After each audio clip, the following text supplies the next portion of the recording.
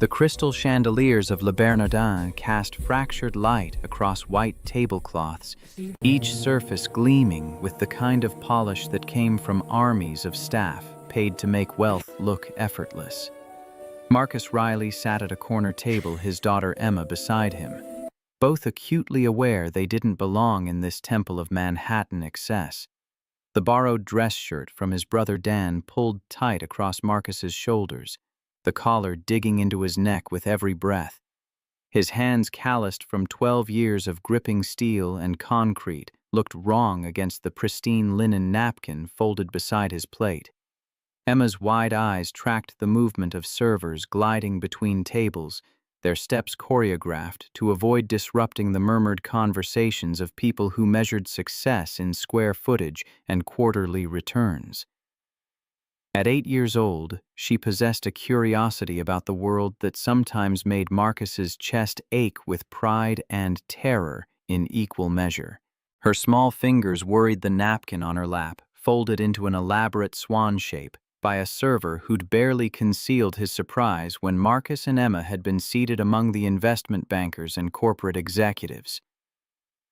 The contractor appreciation dinner invitation from Langcorp Properties had arrived 3 weeks ago, addressed to Marcus Riley, construction foreman, Riverside Development Project. His supervisor Dave had insisted attendance was mandatory, that 5 years of exceptional work deserved recognition, even if it meant subjecting himself to an evening of forced gratitude from executives who'd never spent a day on an actual construction site. Marcus had agreed only because the alternative, explaining to Emma why her father was too proud or too afraid to accept acknowledgement, seemed worse than enduring 3 hours of discomfort. The menu listed prices that made Marcus's stomach clench. $48 for an appetizer of seared foie gras, $62 for Dover sole. He'd done the mental arithmetic twice, calculating how many groceries those numbers represented. How many nights of Emma's after-school program could be covered by what some of these people would spend on wine alone? Marcus leaned close to his daughter, his voice barely audible beneath the ambient music and crystalline laughter of people who'd never had to choose between fixing a truck's transmission and replacing worn-out work boots. "We'll have a proper dinner at home later, Princess. This is just a quick stop for Daddy's work." Emma nodded, her expression serious in the way children become when they sense their parents' anxiety and try to shoulder some of the burden. She was too young to carry that weight, but grief and circumstance had matured her beyond her years. 3 years since the accident that had taken Sarah 3 years of Marcus learning to be both mother and father to a girl who deserved better than what his paycheck could provide. He broke the dinner roll on his plate in half, passing the larger piece to Emma, watching her spread butter with the careful precision she applied to everything. Homework building blocks, the drawings of impossible machines that covered their refrigerator at home in Queens. She smiled up at him, a smile that was pure Sarah, and Marcus felt the familiar twist of grief and gratitude that his wife had left him this perfect, impossible gift before the drunk driver had stolen everything else. The restaurant's main door swung open with deliberate ceremony, and the ambient noise shifted. Conversations didn't stop exactly, but they changed quality, becoming more performative, more aware. Marcus glanced up and saw why. Victoria Lang moved through the space like she owned it, which technically she did. Langcorp Properties had reserved the entire restaurant for tonight's event. She wore a black dress that probably cost more than Marcus made in a month, the kind of understated elegance that required real money to pull off. Her auburn hair was pulled back in a way that accentuated sharp cheekbones and eyes that missed nothing as they swept the room, cataloging faces and calculating value with the same efficiency Marcus used to assess load-bearing capacity in concrete. Every executive at every table straightened slightly as she passed, fixing smiles that didn't quite reach their eyes, adjusting ties and checking posture like students hoping to avoid the teacher's scrutiny. Victoria acknowledged them with minimal nods, her attention clearly elsewhere, even as she paused for the obligatory greetings. Marcus had seen her photograph in the business section of newspapers left behind on subway seats. Victoria Lang, 33. CEO of a real estate empire she'd built from her father's struggling handyman business into a $500 million operation in 7 years. The profile pieces always mentioned her ruthlessness, her unwillingness to compromise the way she'd earned respect in an industry that didn't easily grant it to women who refused to play by unspoken rules. Marcus looked away, focusing on Emma on making sure she felt comfortable in this alien environment. He reached for his water glass, and that's when he noticed Victoria's trajectory had changed. She was walking toward their table. His first thought was that they'd made a mistake. Seated at the wrong table violated some invisible protocol about where construction foremen belonged in the hierarchy of corporate gratitude. He started to rise, an apology forming on his lips, but Victoria was already there, standing at the edge of their table with an expression Marcus couldn't quite read. The conversations at nearby tables died completely. Servers froze mid-step. The entire restaurant seemed to hold its breath. Victoria's voice cut through the silence with unexpected directness. "I don't have a husband. Can I take you on a date?" The question hung in the air like something physical. Marcus stared at her, certain he'd misheard, that the stress of being out of his element had scrambled his brain's ability to process language. He opened his mouth closed. It tried again. "I'm sorry." "What?" Victoria didn't flinch, didn't smile, didn't offer any indication she'd just said something wildly inappropriate in front of 50 witnesses who were all leaning forward in their seats, now trying to hear every word. "A date. You and me. Are you interested?" Marcus felt heat crawling up his neck, a flush of embarrassment and confusion that made his collar feel even tighter. This had to be some kind of test, maybe a joke he didn't understand. He glanced around the restaurant, looking for cameras, for the punchline, for anything that would make this make sense. "Ma'am, I think you have the wrong person. I'm just a construction foreman." Emma's voice, small but clear, broke through Marcus's paralysis. "My daddy doesn't have a wife anymore. Mommy died in a car accident." The bluntness of it, delivered with a child's absolute honesty, made Victoria's expression shift for the first time. Something softened around her eyes, a crack in the polished facade that suggested actual human emotion underneath the CEO armor. Victoria pulled out the empty chair at their table and sat down without asking permission. Up close, Marcus could see faint shadows under her eyes.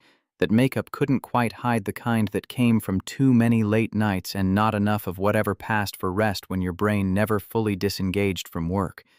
Her perfume was subtle, expensive, nothing like the drugstore body spray Sarah used to favor. Then it settled.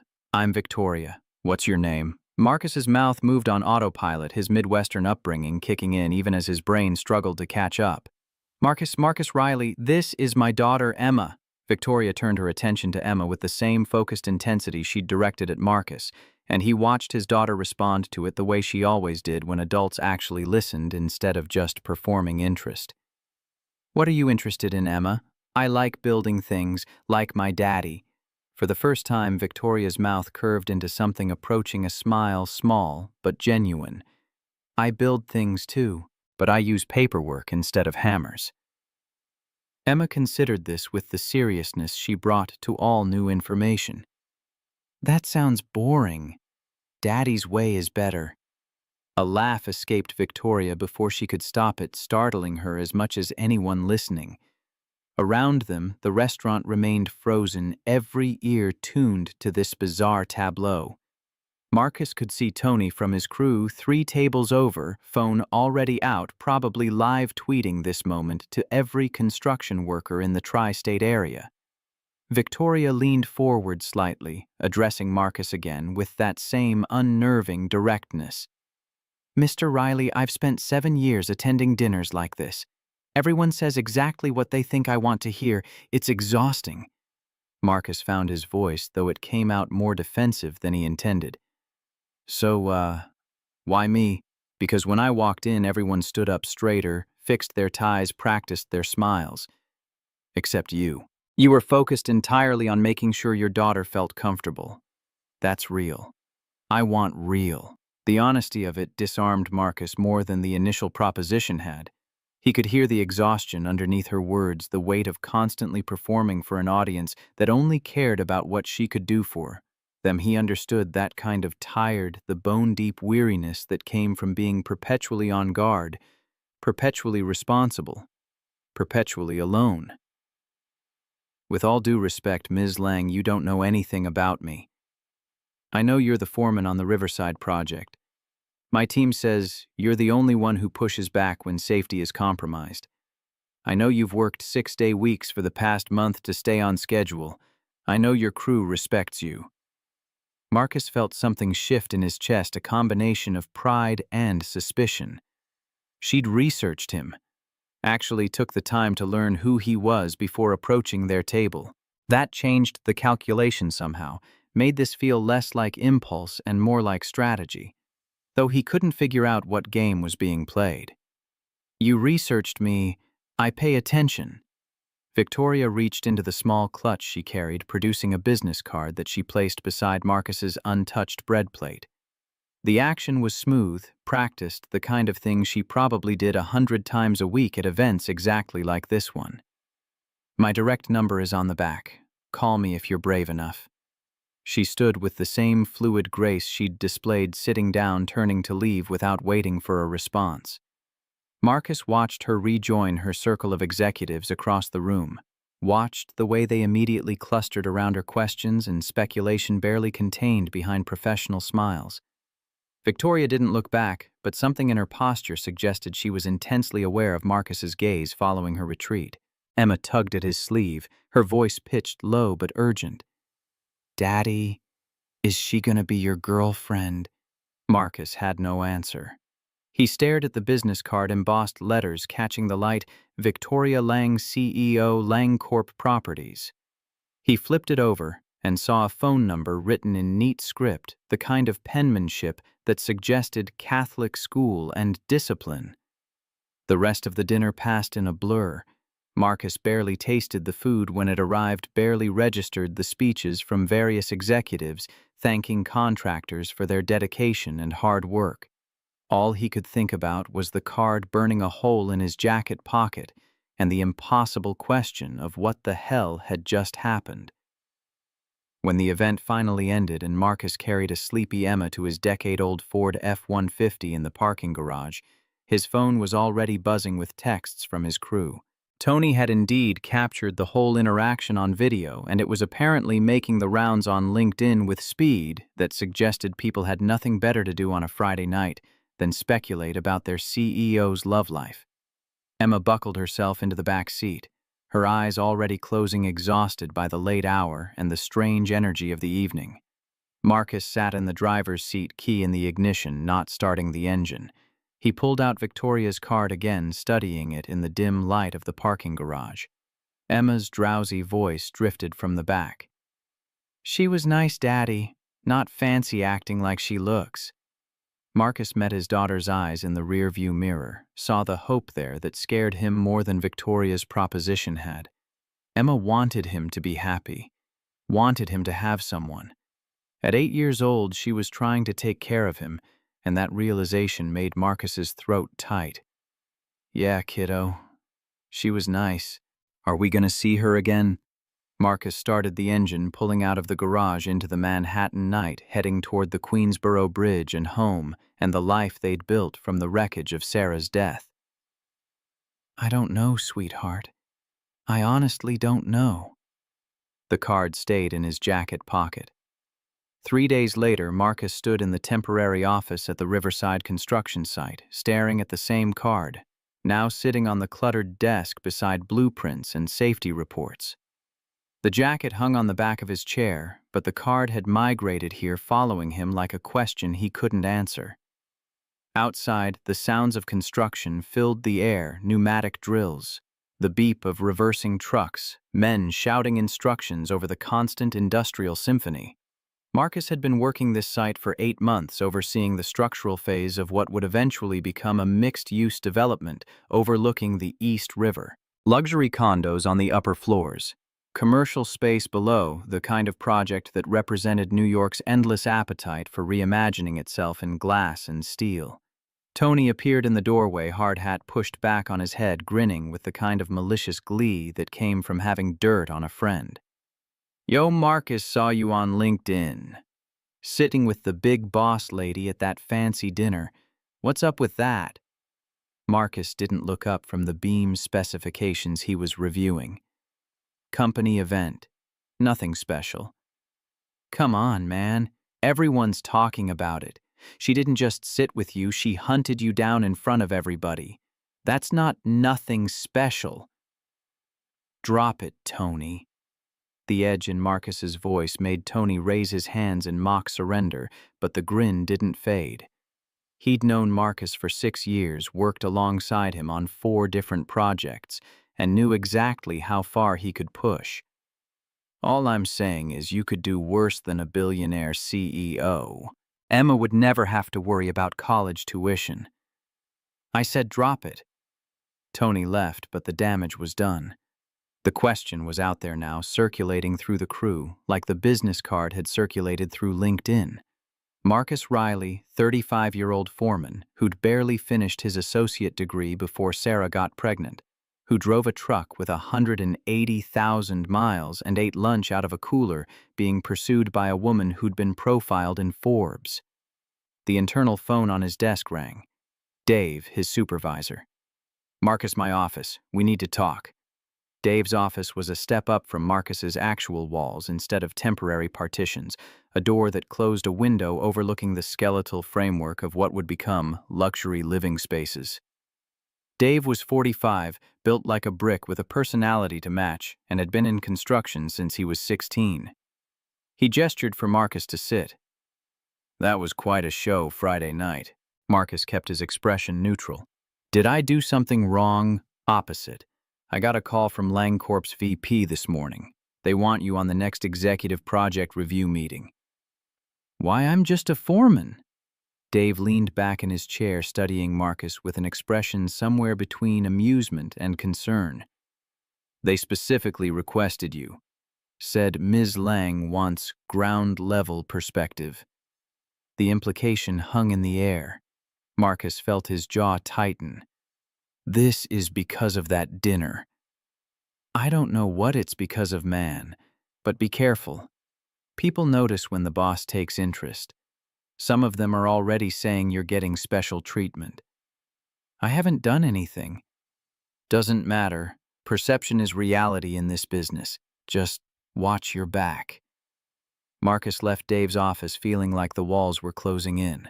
He'd worked too hard to build his reputation to earn respect from crews who didn't give it easily, to have it undermined by speculation about his personal life. Except he didn't have a personal life. Just work and Emma and the grinding routine of single parenthood that left no room for anything else. The card was still on his desk when he returned. He picked it up, turned it over, read the number for probably the 100th time. His thumb hovered over his phone, the muscle memory of dialing, almost taking over before reason reasserted itself. What would he even say? Thanks for the public spectacle. Sorry, I'm too busy being poor to date billionaires. The whole thing was absurd. Across town in the 47th floor corner office of LangCorp Properties, Victoria Lang was having a similar conversation with herself. The floor-to-ceiling windows overlooked Manhattan's west side, the Hudson River, a steel gray ribbon in the late afternoon light. Her desk was brutalist glass and chrome, the surface empty except for a laptop, a phone, and a single photograph of her parents taken before her mother's death. The minimalism was deliberate, a workspace that communicated efficiency.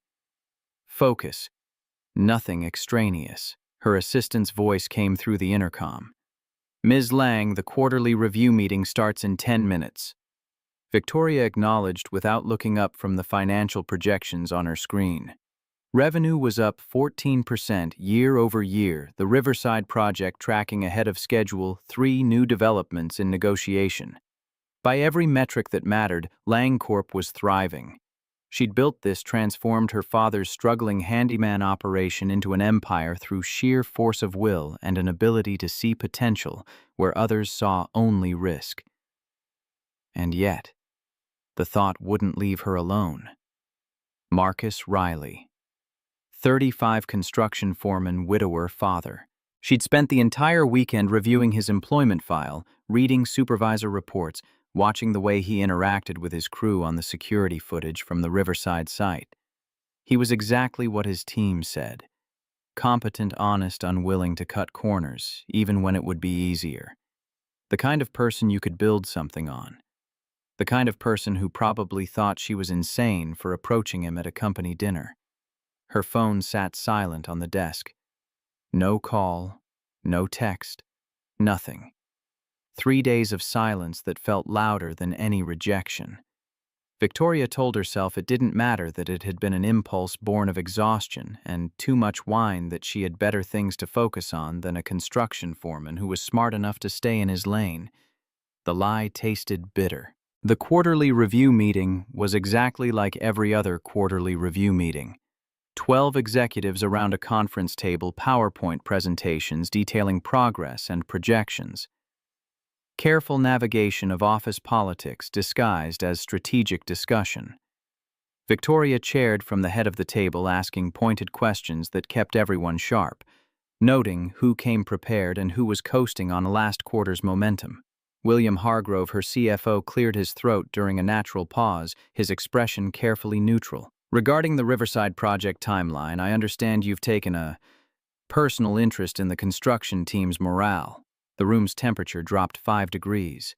Victoria met Hargrove's gaze with the same flat stare she'd perfected over 7 years of boardroom combat.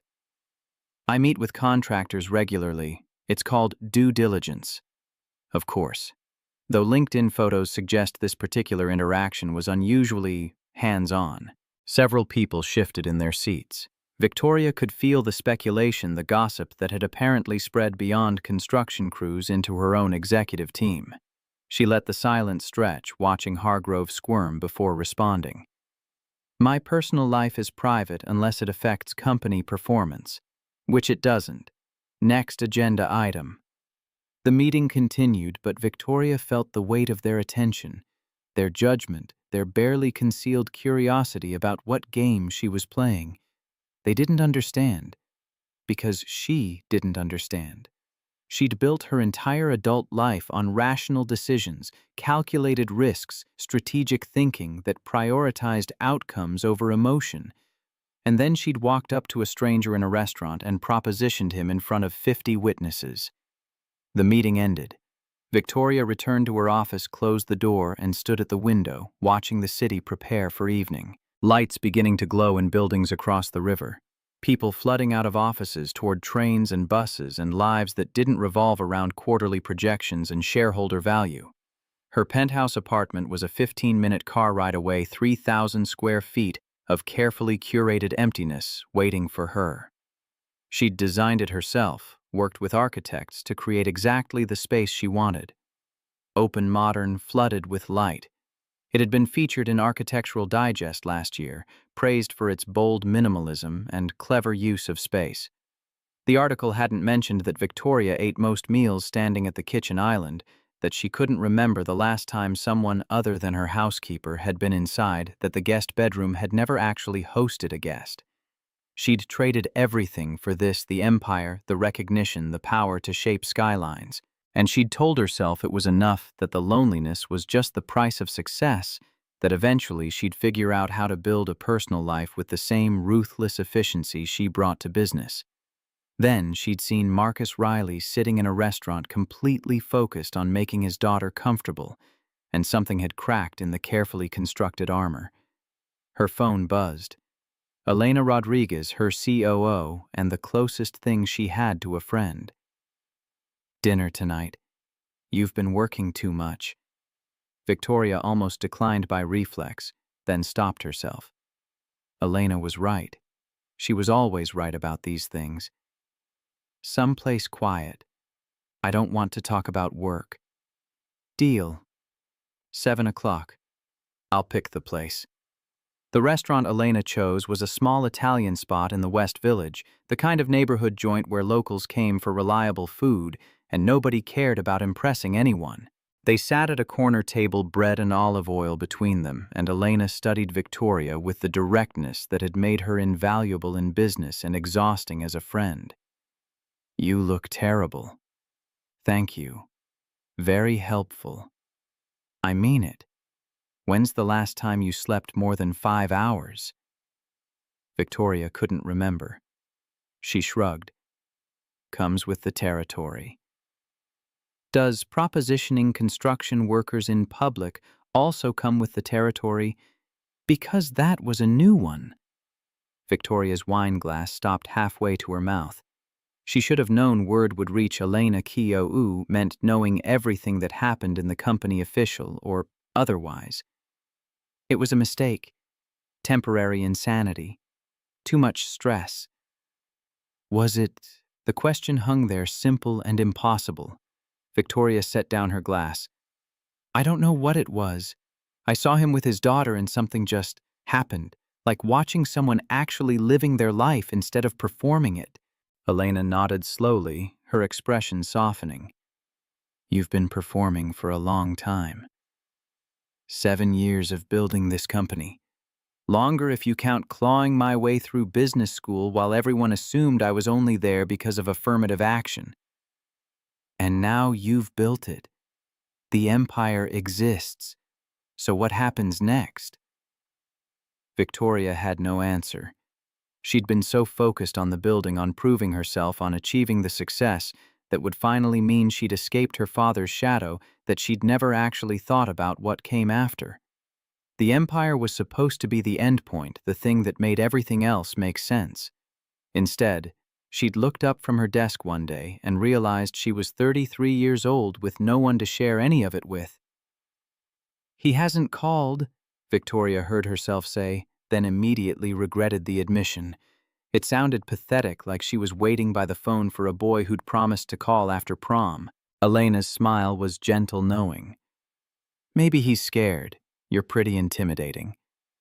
I'm not trying to be intimidating. I'm trying to be honest. For a lot of people, honesty is the most intimidating thing there is. They finished dinner talking about safer topics. Elena's teenage daughter's college applications, the new project in Brooklyn, mutual friends from business school who'd scattered to various corners of corporate America. But the conversation about Marcus lingered in Victoria's mind during the car ride home, during the elevator ascent to her penthouse, during the ritual of changing into yoga pants and pouring a second glass of wine she didn't really want. She stood at her living room window, Manhattan glittering below, and pulled out her phone. Opened it to Marcus's contact information added from the employee database. Her thumb hovered over the call button. What would she say? How did you explain to someone that their ordinariness was extraordinary, that their focus on what mattered made everything else feel hollow? How did you tell a stranger you'd been watching them on security footage for 3 days, trying to understand what made them different? Victoria locked her phone and set it down. Let herself feel the disappointment, the embarrassment of wanting something and not getting it. She'd been rejected before by investors, by clients, by her own father, who'd never quite believed his daughter could transform his business into something meaningful. This shouldn't feel different. But it did. Back in Queens, Marcus was having his own argument with himself.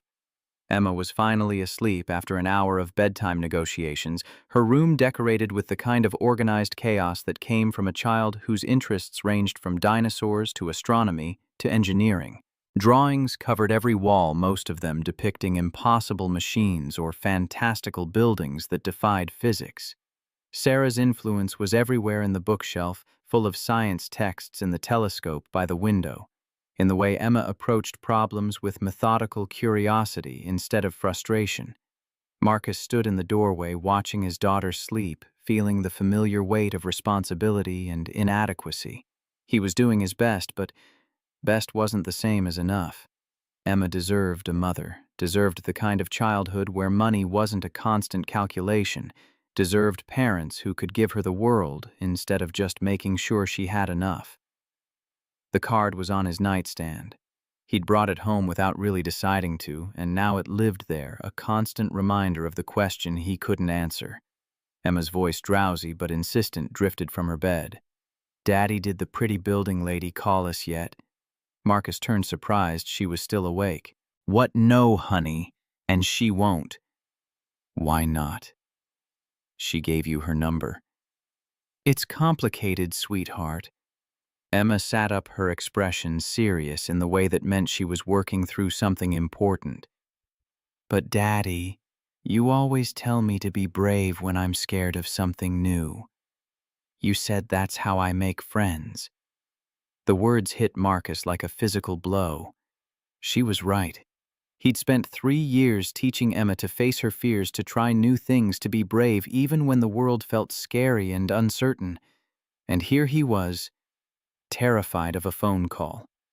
When did you get so smart? I'm 8 3/4, almost 9. Marcus crossed to her bed, sat on the edge, smoothed her hair back from her forehead. You're right. I am scared. But maybe being brave is exactly what I need to do. So you're gonna call her maybe, after you finish your homework tomorrow and go to sleep like you're supposed to right now. Emma's smile was pure victory as she settled back into her pillows. Okay, Daddy. Good night. Good night, Princess. I love you. Love you too. Marcus returned to his own room, sat on the bed, picked up the card. His phone felt heavy in his hand, the weight of possibility and risk condensed into a simple decision. Call or don't call. Take a chance or stay safe. Let Emma see him choose courage or watch him choose fear. He thought about Sarah, about the way they'd met in trade school when she was studying architecture and he was learning carpentry. She'd been fearless, pursuing what she wanted without apology, dragging Marcus out of his comfort zone into a life he'd never imagined. Their first date had been her idea. Their engagement had been her initiative. Even Emma had been Sarah's campaign to convince Marcus he was ready for fatherhood. And she'd been right about all of it. What would Sarah tell him to do now? Marcus knew the answer. She'd tell him to stop being a coward, to stop using her death as an excuse to hide from living, to remember that Emma was watching and learning what it meant to choose love over fear. He dialed before he could talk himself out of it. The phone rang twice, 3 times. Marcus's heart hammered against his ribs, adrenaline flooding his system like he was preparing for a fight instead of a conversation. 4 rings. Maybe she wouldn't answer. Maybe this was a sign that Victoria Lang. Her voice was professional, controlled, nothing like the directness she'd displayed at the restaurant. Marcus's throat went dry. Ms. Lang, this is Marcus Riley, the construction foreman from the restaurant. The pause lasted less than a second, but Marcus heard everything in it: surprise, pleasure, relief.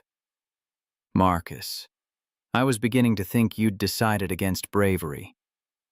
You remember me? I make a habit of remembering people who intrigue me. The honesty disarmed him. Marcus stood pacing his small bedroom, trying to find words that wouldn't make him sound like an idiot. I needed time to think. This whole situation is unexpected. For me too, believe it or not. I don't usually approach people at company dinners. Why did you? Another pause, longer this time. When Victoria spoke again, her voice had lost some of its polish, becoming more human. Honestly, I saw you with your daughter and something clicked. You were completely present with her despite being in an uncomfortable environment. That's rare. Marcus felt something in his chest loosen. She got it. Understood what mattered. She's my world. Everything I do is for her. I can tell. That's why I'd like to get to know you better. But I understand if you have concerns. Concerns. That was one way to put it. Marcus had about 1,000 concerns, starting with the fact that they lived in different universes, and ending with the certainty that this would end badly for everyone involved. But Emma's voice echoed in his head. Be brave, Daddy. Ms. Lang, Victoria, please. Victoria, I need to be upfront. Emma's been through a lot. Losing her mother nearly destroyed both of us. I can't bring someone into our lives who's just curious or bored. I appreciate that honesty. I'm not looking for a distraction, Marcus. I'm looking for something real, but I understand trust has to be earned. The sincerity in her voice felt genuine, but Marcus had learned the hard way that people could sound sincere while lying through their teeth. Still, something about Victoria's directness, her willingness to acknowledge the stakes, made him want to believe. What if we start simple coffee at the park near Emma's school, Saturday morning? No fancy restaurant, no photographers, no pressure. Marcus processed the suggestion. A public park daylight, Emma present. Low stakes, easy exit if things went sideways. You know where Emma's school is? I pay attention. Remember Riverside Elementary? There's a park 2 blocks east. The fact that she'd researched his daughter's school should have creeped Marcus out. Instead, it felt like evidence of actual interest of someone who did their homework before making decisions. He respected that even if it scared him. Okay, Saturday, 10 a.m. Perfect. I'll bring the coffee. They said goodbye with the awkwardness of two people who'd just agreed to something that might change everything or might amount to nothing. Marcus sat on his bed after hanging up, staring at his phone like it might explain what had just happened. He'd said yes. Actually agreed to see Victoria Lang again, to introduce her further into Emma's life, to take a risk that terrified him on levels he couldn't fully articulate. Sleep didn't come easily that night. Marcus lay in the dark, listening to the sounds of Queens filtering through his window sirens, car horns, the ambient noise of 8 million people living too close together. He thought about Sarah, about the life they'd planned, about the future that had been stolen. Guilt gnawed at him for even considering moving forward, for letting someone else into the space Sarah had occupied. But underneath the guilt was something else. Hope, maybe. Or just exhaustion with being alone. Saturday arrived faster than Marcus expected. He woke early, made breakfast for Emma, tried to act normal even though his daughter was practically vibrating with excitement about seeing the pretty building lady again. Emma had picked her outfit the night before: purple leggings, a dinosaur t-shirt, sneakers that lit up when she walked. The combination was pure Emma, and Marcus loved her for it. They arrived at Riverside Park at 9:45. Marcus secured a bench with good visibility, watching Emma immediately gravitate toward the swing set, where other kids were already playing. His phone showed 9:52. Victoria would be here in 8 minutes, assuming she was punctual, assuming she actually showed up, assuming this whole thing wasn't some elaborate joke he was too stupid to understand. 9:58. Marcus checked his phone again, feeling ridiculous. Looking for me. He turned and nearly didn't recognize her. Victoria Lang stood 5 feet away, wearing jeans, actual Levi's, not designer denim, and a gray cashmere sweater that looked soft and comfortable instead of imposing. Her auburn hair fell loose around her shoulders, no corporate styling, no armor. She carried a cardboard tray with 3 coffee cups from a local shop Marcus recognized, not some chain. She looked nervous. That realization changed everything. Victoria Lang, CEO of a $500 million empire, was nervous about having coffee with a construction foreman. The absurdity of it made Marcus's own anxiety ease slightly. Is that really you? Victoria's smile was self-deprecating. Too casual, I wasn't sure what to wear. No, you look normal, in a good way. I'll take that as a compliment. She sat on the bench beside him, close enough for conversation, but not crowding his space. Marcus noticed she'd brought hot chocolate for Emma, complete with whipped cream visible through the cup's plastic lid. The attention to detail, the thoughtfulness of it, struck him harder than any grand gesture could have. Emma spotted them and came running, sneakers flashing with each step. Miss Victoria, did you bring me hot chocolate? Victoria held out the cup. I did. With whipped cream, but your dad has to say it's okay first. Emma turned pleading eyes on Marcus, who found himself nodding despite the sugar content and the fact that it was barely 10 in the morning. Okay, but just this once. Emma's squeal of delight made both adults smile. She took the cup carefully, thanked Victoria with the manners Marcus had drilled into her, then ran back to the swings to show her treasure to the other kids. Victoria and Marcus sat in companionable silence for a moment, watching children play, sipping coffee that was actually good, letting the normalcy of the scene settle around them. You're different than I expected, Marcus finally said. What did you expect, limousine and bodyguards? Maybe. Victoria laughed a real laugh that transformed her face. My dad was a handyman in Astoria, Queens. Patrick Lang, Irish immigrant who worked 80-hour weeks fixing other people's houses while ours fell apart. I grew up in a 900-square-foot apartment above Murphy's Pub. The smell of sawdust and Guinness was my childhood. The revelation shifted Marcus's entire understanding. He'd assumed wealth, assumed privilege, assumed Victoria had been born into the world she now commanded. You didn't grow up rich. Not even close. My dad worked himself to death, literally heart attack at 52, trying to build something bigger. I promised myself I'd finish what he started. Turns out I forgot what bigger was supposed to mean. Marcus heard the exhaustion in her voice, the weight of building an empire that was supposed to justify everything, but somehow didn't. He knew that feeling, the sense of working toward a goal that kept receding, no matter how close you got. Sarah, my wife, we met in trade school. She was studying architecture, I was in carpentry. We used to stay up late drawing our dream house. Did you ever build it? The question hurt, but Marcus appreciated that Victoria didn't tiptoe around his grief. Started the foundation. Then she got pregnant with Emma. We decided to wait until we had more money. Then the accident happened. Silence fell between them, heavy with understanding. Victoria didn't offer platitudes or empty sympathy. She just sat with the sadness, acknowledging it without trying to fix it. Marcus found that more comforting than any well-meaning condolences. Emma returned with another child in tow, a boy about her age with dirt on his knees and a gap-toothed smile. "Daddy, this is Jason. Can we go on the monkey bars?" "Stay where I can see you." "We will." They ran off, and Marcus felt the familiar pang of watching Emma navigate the world without him.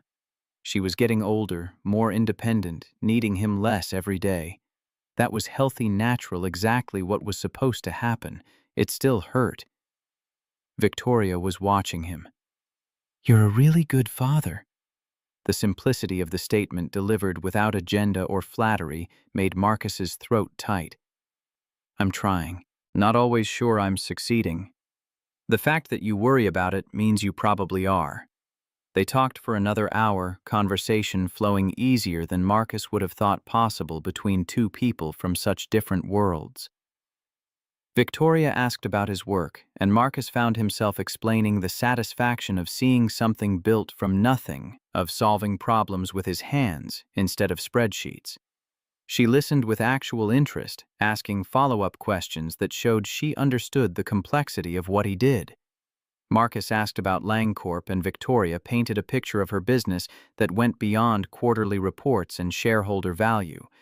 She talked about the neighborhood development projects she was most proud of, the affordable housing initiatives she'd fought her board to implement, the way she tried to balance profit with purpose in an industry that rarely rewarded the latter.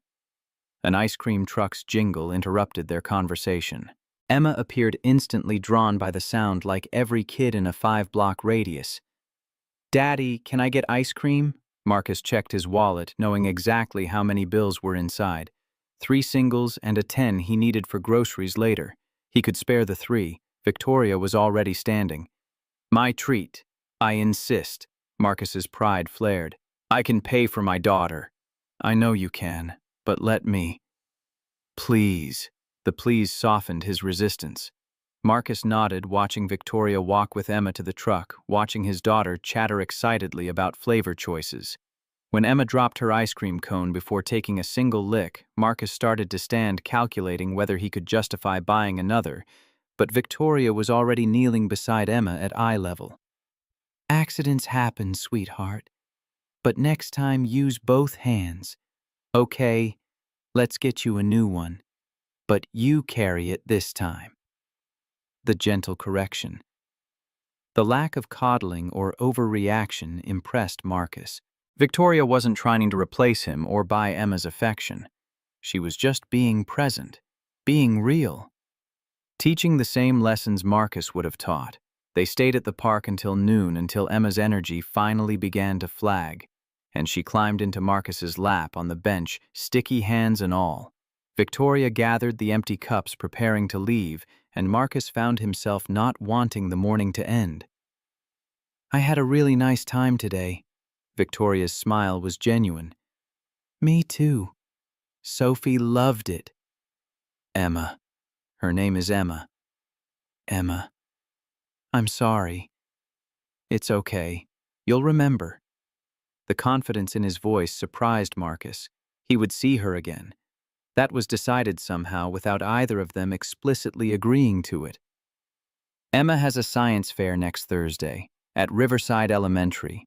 Would you want to come? Langcorp sponsors STEM education, so it would be appropriate." Victoria's eyes lit up. "I'd love that." "What time?" They exchanged details, made plans, said goodbye with the awkwardness of two people who weren't quite sure what was happening, but wanted it to continue. Marcus carried Emma to his truck, buckling her into the back seat, where she immediately began describing every moment of the morning in exhaustive detail. Driving home across the Queensboro Bridge, Emma's commentary continued until it shifted into a question that made Marcus's hands tighten on the steering wheel. "Daddy, I really like her. She's not fancy acting like she looks." "Yeah, kiddo, I like her too." "Are you gonna marry her?" Marcus nearly swerved into the next lane. "Whoa, slow down. We just had coffee." Emma's matter-of-fact response carried the wisdom of children who saw the world more clearly than adults. "But you smiled today. You haven't smiled like that since Mommy."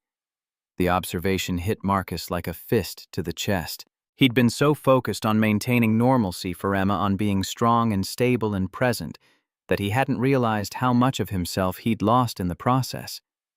The smile Emma remembered, the lightness she'd noticed, those were pieces of who he used to be before grief rewrote his baseline into something harder. "Sometimes grown-ups need time to figure things out, sweetheart. I think you should figure it out fast. I like having her around." Marcus met his daughter's eyes in the rearview mirror, saw hope there that both terrified and inspired him. Emma wanted this. Wanted him to try to risk, to choose possibility over safety. At 8 years old, she was braver than he was. The week that followed passed in a blur of work and anticipation. Marcus caught himself checking his phone more often, wondering if Victoria would text or call, then feeling ridiculous for caring. They'd had coffee. One morning in a park with a child present. That wasn't a relationship. It was barely an acquaintance. But Thursday arrived, and with it came the science fair and Victoria Lang in his daughter's elementary school gymnasium. The Riverside Elementary Gymnasium had been transformed into a maze of cardboard trifolds and handwritten posters, each display representing weeks of 8-year-old effort channeled into explaining volcanoes or solar systems, or in Emma's case, the structural properties of different building materials. Marcus had helped her construct the presentation board over 3 evenings at their kitchen table, watching his daughter's methodical approach to testing concrete versus wood versus steel. Her careful documentation of compression tests performed with household objects and borrowed equipment from his job site. Emma stood beside her display, now purple dress, carefully chosen hair pulled back in a ponytail that Sarah would have done better. Marcus had tried working from memory and YouTube tutorials, producing something adequate, if not quite right. His daughter didn't complain. She understood the limitations of having only one parent, understood that some things would be good enough instead of perfect. The gymnasium filled with families, teachers circulating through rows of projects with clipboards and encouraging smiles. Marcus spotted other parents from Emma's class, exchanged nods with a few he recognized from pickup duty or school events. Most were couples. 2 parents splitting responsibilities in ways that looked effortless from the outside. Marcus knew better. Every family carried weight invisible to outsiders. Still, watching them navigate the evening together made the absence beside him feel more acute. His phone buzzed. Victoria's name appeared on the screen with a message sent 10 minutes ago. Running 5 minutes late. Traffic from office. Still coming. Marcus relaxed muscles he hadn't realized were tensed. She was coming. Actually following through on the casual invitation he'd half expected her to forget or decline with some polite excuse about schedule conflicts. Emma had asked about Victoria every day this week, wondering if the building lady would really show up, if she'd remember Emma's project topic, if this meant they were becoming a real thing. Marcus had no answers. He barely understood what was happening himself, let alone how to explain it to an 8-year-old whose concept of adult relationships came from Disney movies and vague memories of her own parents' marriage. Victoria appeared in the gymnasium entrance wearing tailored slacks and a silk blouse that placed her somewhere between CEO and concerned community member. She carried a small gift bag that immediately made Marcus nervous, another expensive gesture that would highlight the gap between their financial realities. But she spotted them across the room, and her expression shifted into something warmer, less guarded. The mask slipping enough to reveal actual pleasure at seeing them. Emma noticed her at the same moment and lit up like someone had plugged her directly into a power source. "Miss Victoria, you came—" Victoria crossed the gym with purpose, kneeling beside Emma's display to examine the carefully mounted samples and hand-drawn charts. "I wouldn't miss this. Tell me about your project." Emma launched into her presentation with the confidence of someone who knew her material cold.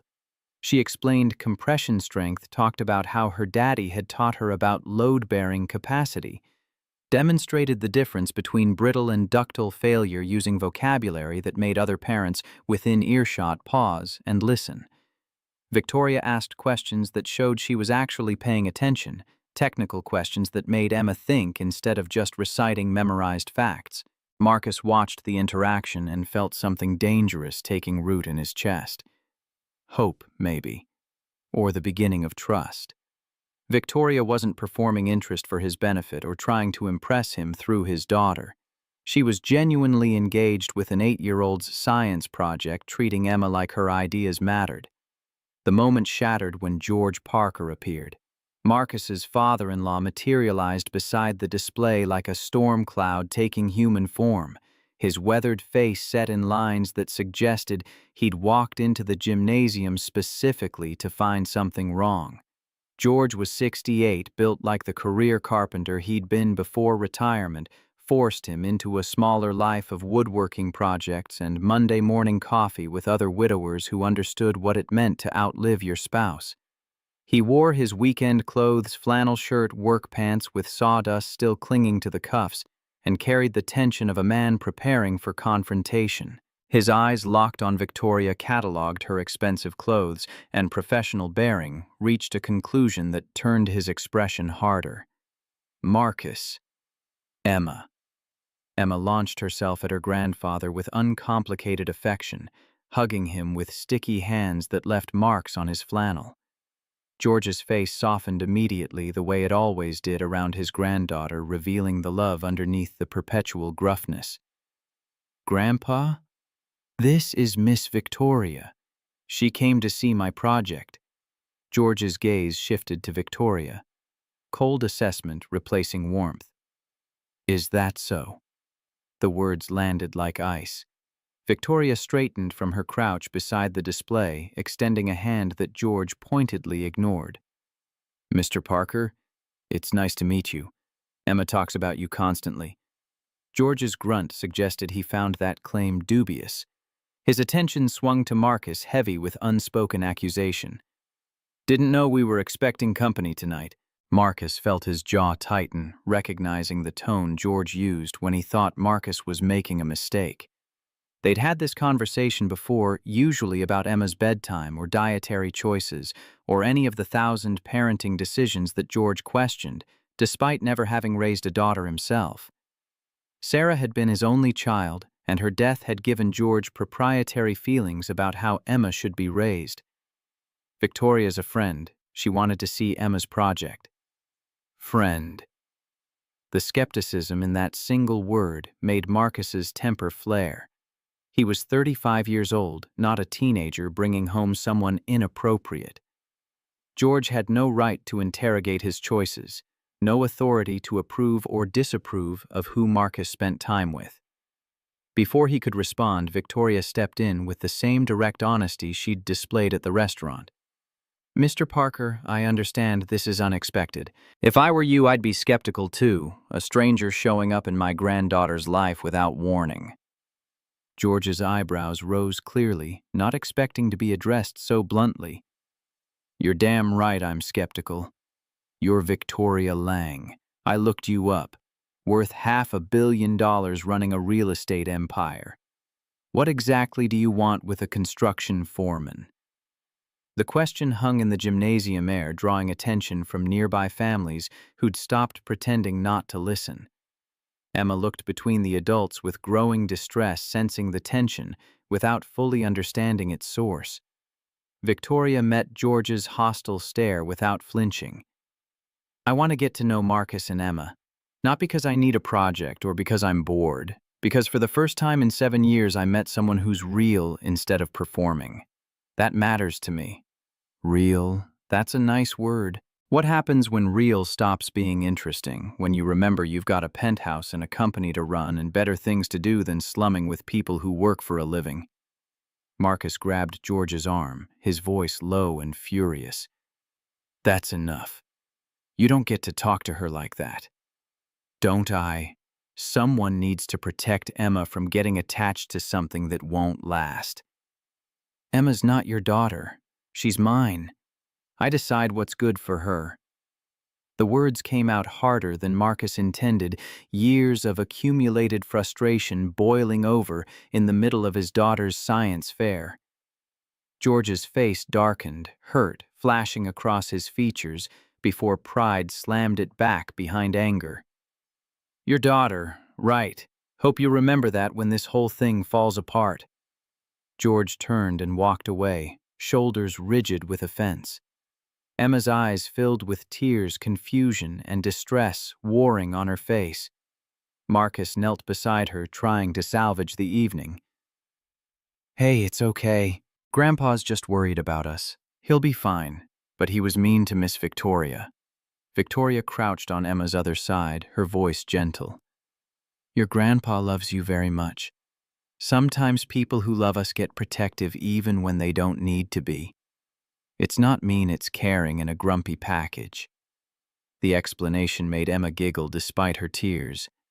Marcus met Victoria's eyes over his daughter's head, seeing understanding there instead of offense. She got it. Understood that George's hostility came from love and fear of more loss, not from actual malice. The rest of the science fair passed in a blur. Emma won honorable mention for her presentation, which triggered another round of excitement that temporarily erased the tension with George. Victoria stayed until the end, helped Emma carefully pack up her display, walked them to Marcus's truck in the parking lot, while Emma chattered about ribbons and how she was going to hang hers on her bedroom wall. At the truck, Victoria paused, her voice pitched low enough that Emma couldn't hear from where she was already climbing into the back seat. "I'm sorry about your father-in-law. I didn't mean to cause problems." Marcus shook his head, exhaustion settling into his bones. "George is complicated. He means well, but he's been hovering since Sarah died. Thinks he knows what's best for Emma." "Does he?" The question caught Marcus off guard. He considered it honestly. "Sometimes. Not about this." Victoria's smile was small, tentative. "Can I see you again?" "Just us next time, no 8-year-olds or hostile relatives." Marcus found himself nodding before logic could intervene. "I'd like that." They made plans for the following Saturday, a proper date without Emma as buffer or George as saboteur. Marcus drove home with his daughter's excited commentary filling the truck cab, trying to ignore the knot of anxiety in his gut about what he was setting in motion. The week crawled by with the particular slowness that came from anticipating something that might be wonderful or terrible in equal measure. Marcus worked longer hours than necessary, using physical exhaustion to quiet the internal arguments about whether dating Victoria Lang was the stupidest or bravest thing he'd done in 3 years. His crew noticed his distraction, made jokes about him being whipped before the relationship even started. but they said it with the affection of men who'd worked beside him long enough to want him happy.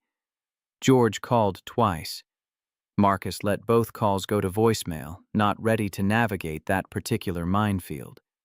The messages were brief, gruff requests to talk when Marcus had time.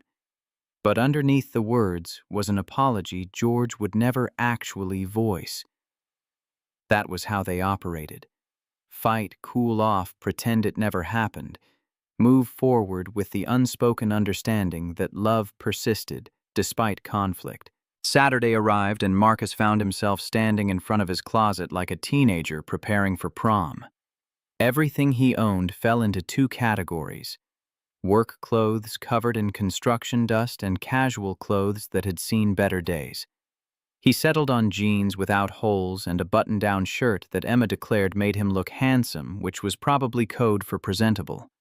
George had agreed to watch Emma for the evening, arriving at 6, with a peace offering of homemade cookies that Emma devoured while her grandfather pointedly ignored the elephant in the room. Marcus appreciated the restraint even as he recognized it wouldn't last forever. George would have his say eventually, deliver whatever lecture he'd been composing all week. But tonight, he just ruffled Emma's hair and told Marcus to drive safe. Victoria had suggested meeting at her office building in Manhattan, which seemed like neutral territory, until Marcus actually stood in the marble lobby feeling profoundly out of place among the after-hours crowd of young professionals and delivery people. She appeared from the elevator bank wearing jeans and a sweater that transformed her from CEO into someone he might actually have met under normal circumstances. The relief on her face when she saw him suggested she'd been worried he wouldn't show. "You came." Was there doubt? Always. The honesty made Marcus smile despite his nerves. They walked to his truck in the parking garage, Victoria climbing into the passenger seat, without hesitation or comment about the vehicle's age or the fast food wrappers Emma had left on the floor. Marcus felt something loosen in his chest at her easy acceptance. He drove them to a small Italian restaurant in Red Hook, the kind of neighborhood place that survived on local regulars instead of tourist reviews. It had been his and Sarah's anniversary spot, chosen more for affordability than ambiance, but the food was excellent, and the owner recognized Marcus with a warm greeting that suggested he was missed. They were seated at a corner table with red checkered tablecloth and a candle stuck in a wine bottle, the accumulated wax from years of dinners creating abstract sculpture.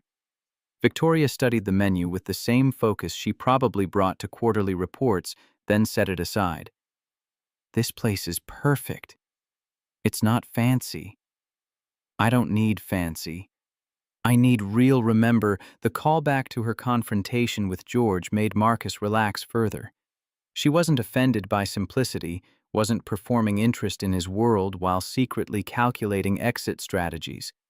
Conversation flowed easier than he'd anticipated. Victoria asked about his work and actually listened to the answers, asked follow-up questions that showed she understood the complexity of managing crews and timelines and the 100 small decisions that kept projects on track. Marcus found himself explaining the satisfaction of seeing something built from nothing, of solving problems with his hands instead of just his mind. He asked about LangCorp, and Victoria painted a picture of her business that went beyond what he'd read in business profiles. She talked about the affordable housing projects she'd fought her board to approve, the community initiatives that made less profit but more impact, the constant battle between doing good and doing well in an industry that rarely rewarded the former. "My ex-boyfriend said I was married to my work. He wasn't wrong." The admission surprised Marcus. Victoria hadn't mentioned previous relationships, and he'd assumed someone like her would have a complicated romantic history she kept private. "What happened?" "Charles Whitmore, corporate lawyer, appropriate family connections, everything my board wanted in a CEO's spouse. He proposed at a charity gala with 200 witnesses and a ring that cost more than your truck. You said yes." "I did, because that's what successful women do when successful men propose right. We make strategic alliances and call them partnerships." Bitterness edged her voice, years of stored resentment leaking through professional control. But 3 months in, I realized he loved the idea of me, the power couple image, the social capital, not the actual person who wanted to eat pizza in sweatpants and talk about something besides quarterly earnings. So you called it off. I did. Best decision I ever made. Worst 6 months of my life afterward, though. Everyone said I chose my career over love, that I'd end up alone. Victoria met Marcus's eyes across the table. They were right.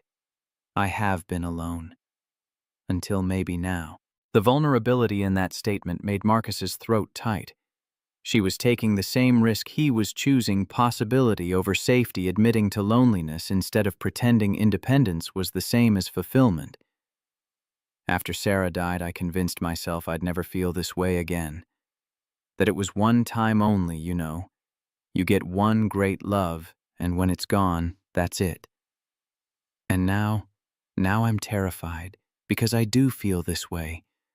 About you. Victoria reached across the table, her hand finding his, and Marcus felt the simple contact resonate through his entire body. 3 years since anyone had touched him with intention instead of accident. 3 years of being alone in every way that mattered. But Emma's my priority. Always. Victoria's grip tightened. Marcus, I would never ask you to choose between me and Emma. The package deal is what I want, both of you. The declaration should have felt too fast, too intense for whatever this was between them. Instead, it felt like relief, like someone finally understanding the non-negotiable terms of his existence. They finished dinner talking about safer topics: Emma's school, Victoria's father Patrick and his death from a heart attack, while finishing a job, the ways they'd both built lives from other people's expectations, only to discover the foundations were wrong. By the time they walked back to the truck, the night had turned cold and Victoria shivered in her sweater. Marcus offered his jacket without thinking, an automatic gesture that made her smile. Very chivalrous. My mom raised me right. Where is she? Your mom. Still in Columbus. Retired nurse, volunteers at the free clinic, calls every Sunday to make sure I'm eating vegetables. She sounds wonderful. She is. She'd like you. The words slipped out before Marcus could stop them, an acknowledgement that he was already thinking. Long term. Already. Imagining Victoria integrated into the parts of his life that mattered. Her expression suggested she'd caught the implication. I'd like to meet her. Someday. They stood beside his truck in the parking garage, the concrete echo chamber, making their voices sound larger. Marcus found himself noticing details: the way Victoria's hair caught the fluorescent light, the faint scar on her left eyebrow, the nervous energy in her stance that suggested she was as uncertain about next steps as he was. I should get you home. Or you could kiss me first. The directness shouldn't have surprised him by now, but it did. Marcus closed the distance between them, his hand finding the curve of her waist, and kissed her with all the want and fear and hope he'd been carrying since the restaurant 3 weeks ago. Victoria responded with matching intensity, her fingers threading through his hair, pulling him closer until there was no space left between them. When they finally broke apart, both breathing hard, Victoria's laugh was shaky. Wow. Yeah. Marcus drove her home in charged silence, both of them processing what had just shifted between them. At her building, Victoria paused before getting out. Stay tonight. No pressure, just stay. Every instinct screamed at Marcus to say yes, to follow her upstairs and let this momentum carry them wherever it led. But Emma was waiting, and George was watching and rushing. This felt wrong, even as every cell in his body wanted to ignore logic. I can't. Emma, I know, I respect that. But soon. He drove back to Queens, replaying the evening, the kiss, the promise of soon. George was still awake when Marcus arrived, reading the newspaper in Marcus's living room like he owned the place. Good date. Marcus couldn't suppress the smile. Really good. George studied him over the newspaper expression unreadable. Just be careful, son. People from her world don't usually stay in ours. The warning landed like cold water, dampening Marcus's mood. George meant well, but his pessimism was exhausting. Maybe Victoria's different. Maybe. Or maybe you're setting yourself up for heartbreak and taking Emma with you. Marcus had no response to that. The possibility haunted him too, kept him awake after George left, and Emma was asleep, and the apartment was silent except for the ambient noise of the city. What if George was right? What if this was a phase for Victoria, an experiment that would end when reality reasserted itself? The answer came 2 weeks later in the form of an iPad Pro. They'd fallen into a pattern by then. Friday dinners at Victoria's penthouse while Emma did homework, and Marcus tried not to feel uncomfortable about the casual luxury surrounding them. The space had become more familiar through repetition, less intimidating, now that Emma had claimed the guest bedroom as her own and scattered toys across surfaces that probably cost more than Marcus's monthly rent. Victoria emerged from her office carrying a wrapped box, her expression suggesting she knew this was a risk, but had decided to take it anyway. Emma, I have something for you. Emma's eyes went wide at the package. Marcus's stomach dropped before she even unwrapped it, already knowing this was going to be a problem. The iPad emerged from layers of expensive wrapping paper, sleek and new and loaded with educational apps Victoria had clearly researched and selected with care. Emma's squeal of delight echoed through the penthouse, pure 8-year-old joy at receiving something she'd never have asked for because the cost placed it firmly in the category of impossible. Is this for me? Really? Victoria smiled, pleased by the reaction. I noticed you researching ecosystems on your dad's old laptop. Thought this might help with your projects. Emma hugged Victoria with fierce gratitude, already exploring the device with the quick adaptation of someone who'd grown up digital. Marcus watched his daughter's excitement and felt his chest constrict with competing emotions. Gratitude for Victoria's generosity, anger at being shown up, fear that Emma would start expecting things he could never provide. Emma, go wash up for dessert. His tone made Emma look up, confusion crossing her features at the sudden shift in atmosphere. But Daddy, now please. She left reluctantly, taking the iPad with her, leaving Marcus and Victoria alone in the vast living room with tension thick enough to choke on. Victoria must have seen something in his expression because her pleased smile faded into uncertainty. You're upset. Marcus kept his voice level through sheer force of will. That costs more than I make in 2 weeks. It's just a learning tool. I didn't think. That's the problem. You didn't think. You didn't ask me. Victoria's defensiveness rose to match his anger. Marcus, it's not a big deal. I can afford it. It's a big deal to me. I'm her father. Major decisions go through me first. It's a tablet, not a car. The dismissiveness in her voice ignited something darker in Marcus, years of accumulated frustration at a world that measured worth in bank accounts instead of character. It's about respect. You can't just swoop in and give her things I can't provide. You're making me look inadequate. Understanding dawned in Victoria's eyes, her expression shifting from defensive to comprehending. This isn't about the money. You think I'm trying to replace you. Marcus's silence was answer enough. Victoria sat down heavily on her expensive couch, looking suddenly exhausted. Marcus, that's not what this is. I saw Emma struggling with research and I wanted to help. By showing her how much better her life could be with you instead of me. That's not fair. Isn't it? Look at this place. Look at what you can offer her. How long before Emma realizes I'm the broke option? The words tasted bitter but true. Marcus had spent 3 years being enough for Emma, convincing himself that love and stability mattered more than money. But love and stability didn't buy iPads or pay for college or provide the kind of opportunities Victoria could offer without even thinking about the cost. Victoria's voice went quiet. Dangerous. You're right. I don't know what it's like to worry about money, but I do know what it's like to have a parent who was never there.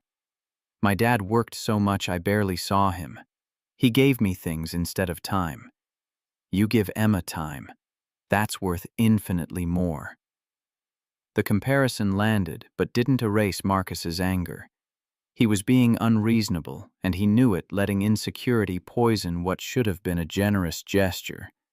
But the knowledge didn't make the feeling disappear. New rule.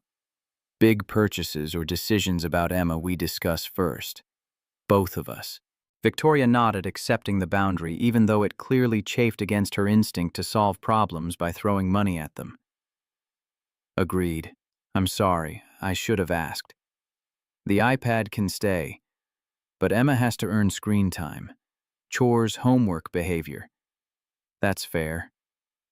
They sat in uncomfortable silence, the easy intimacy of the past 2 weeks fractured by their first real conflict. Marcus hated it, hated the distance he could feel opening between them, hated that his pride was destroying something good. Emma returned from the bathroom, reading the tension immediately. "Are you guys fighting?" Both adults answered in unison. "No, honey, just talking." Emma's expression suggested she didn't believe them, but knew better than to push. "Can I still keep the iPad?" Marcus explained the new rules while Emma listened with solemn attention, nodding at each requirement. She turned to Victoria when he finished. "I'm sorry if I caused trouble." Victoria knelt to Emma's eye level, her voice gentle. "You didn't, sweetheart. This is grown-up stuff about boundaries and communication." "Not your fault at all." The evening ended earlier than planned, Marcus pleading early work the next morning as excuse to leave before more damage could be done. Victoria walked them to the door, her goodbye to Emma warm, but her farewell to Marcus weighted with unspoken concerns about whether they'd just survived their first test or failed it. Marcus drove home replaying the fight, wondering if he'd overreacted, knowing he probably had, but unable to shake the feeling that accepting Victoria's money would fundamentally change the dynamic between them. Emma fell asleep in the back seat, clutching the iPad like a treasure, and Marcus felt like the villain in his own story. The article hit Monday morning like a grenade lobbed into Marcus's carefully constructed routine. Business Insider's headline screamed across phone screens and computer monitors throughout the construction site. Lang Corp CEO's unconventional romance billionaire Victoria Lang dating construction foreman Marcus Riley. The photographs accompanying the piece showed them leaving Victoria's penthouse building together. Emma between them all, 3 smiling like an actual family instead of whatever complicated thing they were trying to build. Marcus discovered the article when Tony shoved a phone in his face during the 7 a.m. crew meeting, grinning like he'd won the lottery. "Dude, you're famous. Look at the comments." The urge to smash Tony's phone against the nearest concrete beam was nearly overwhelming. Marcus pushed the device away and tried to refocus on the day's safety briefing, but he could feel the crew's attention, fracturing everyone pulling out their own phones to read the story and contribute to whatever wildfire of speculation was already burning through LinkedIn and construction industry forums. The comments section was exactly as toxic as Marcus expected. Half the responses celebrated the apparent fairy tale regular guy catches billionaire's eye proof that love transcends class boundaries. The other half dissected his motivations with surgical precision, labeling him everything from opportunistic gold digger to calculating social climber using his daughter as bait. Several comments speculated about how long the relationship would last, with oddsmakers giving them less than 6 months before reality reasserted itself.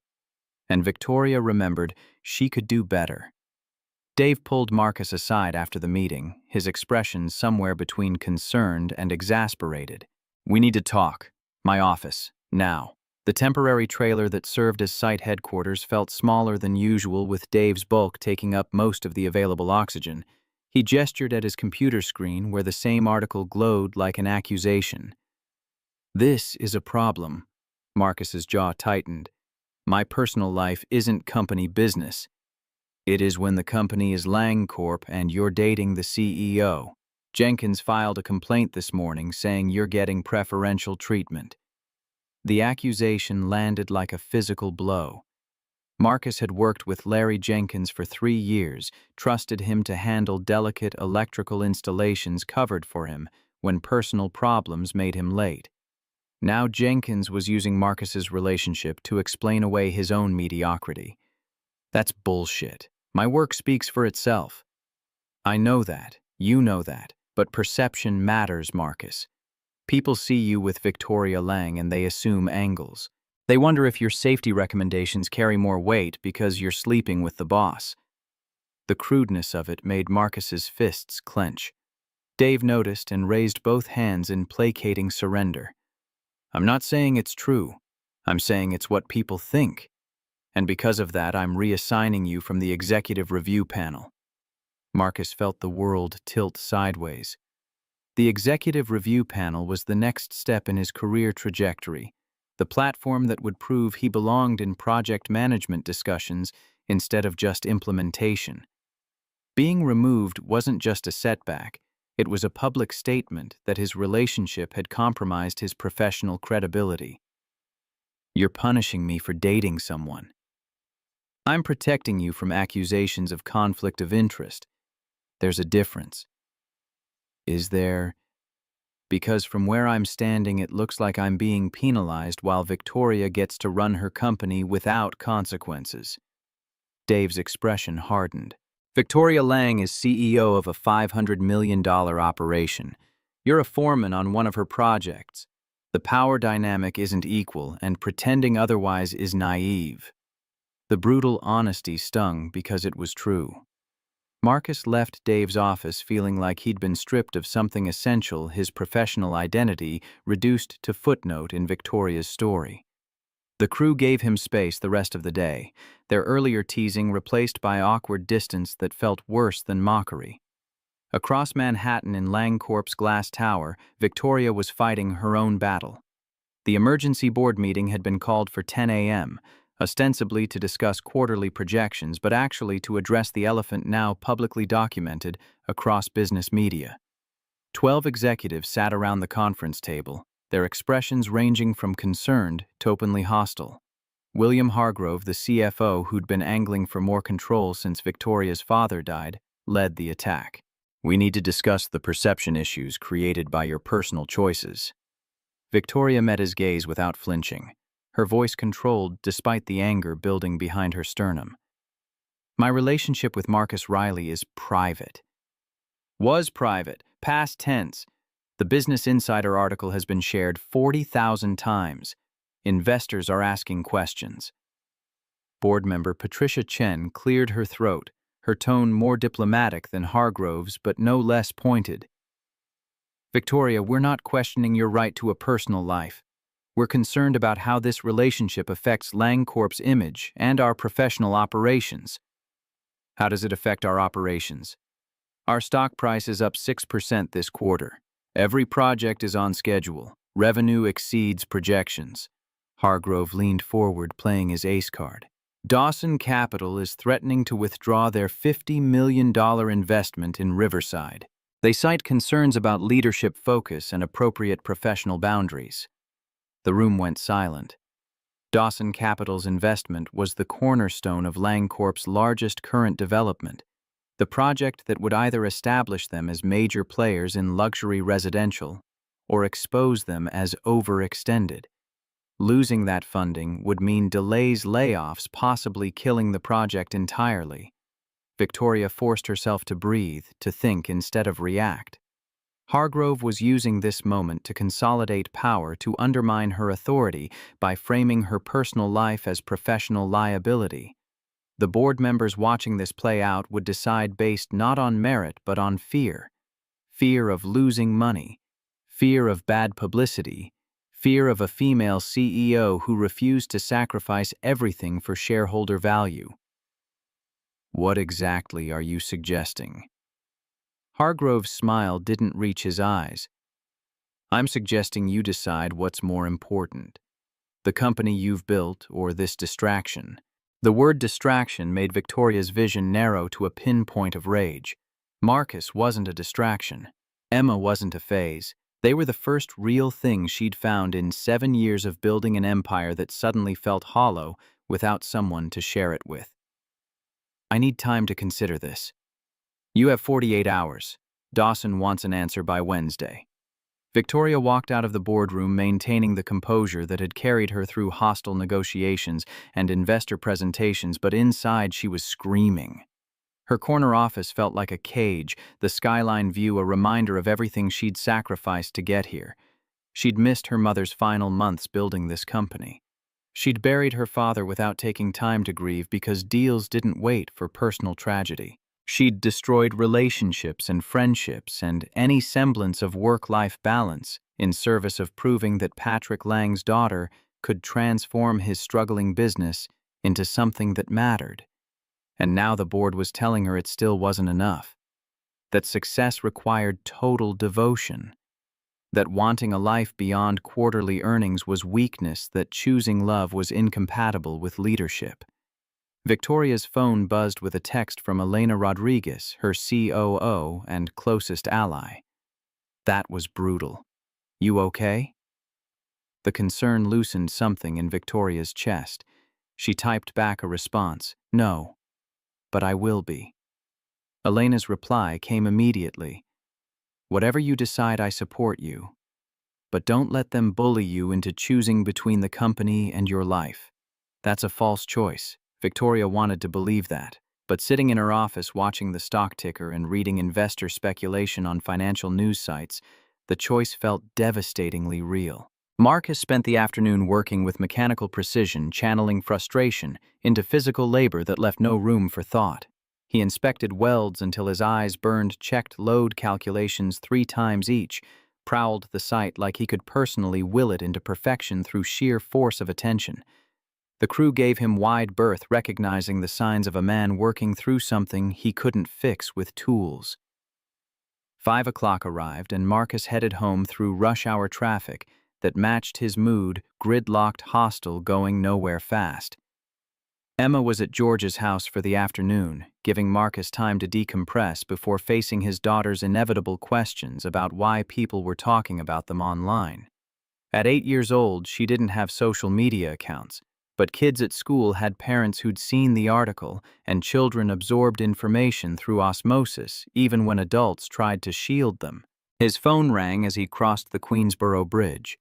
Victoria's name appeared on the screen, and Marcus's chest tightened with competing impulses: answer and deal with whatever new crisis had emerged, or ignore it and pretend problems disappeared when you stopped acknowledging them. He answered. Hey. Victoria's voice sounded raw, stripped of its usual polish. Did you see the article? Everyone saw the article. My crew won't stop talking about it. I'm sorry. I should have anticipated this, controlled the narrative better. Marcus's laugh was bitter.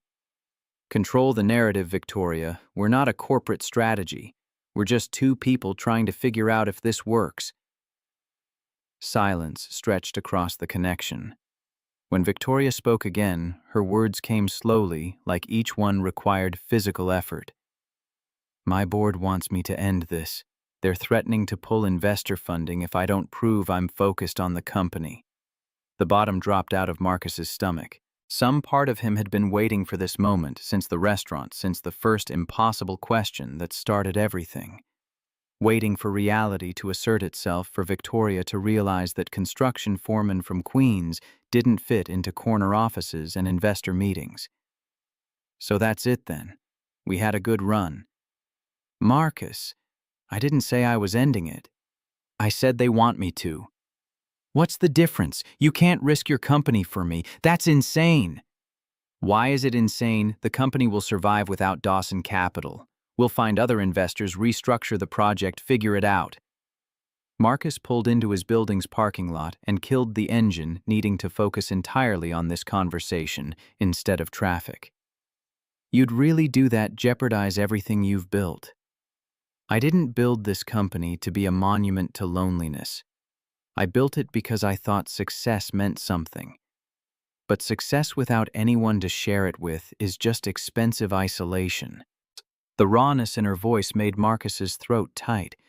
He understood that emptiness had lived in it for 3 years after Sarah's death.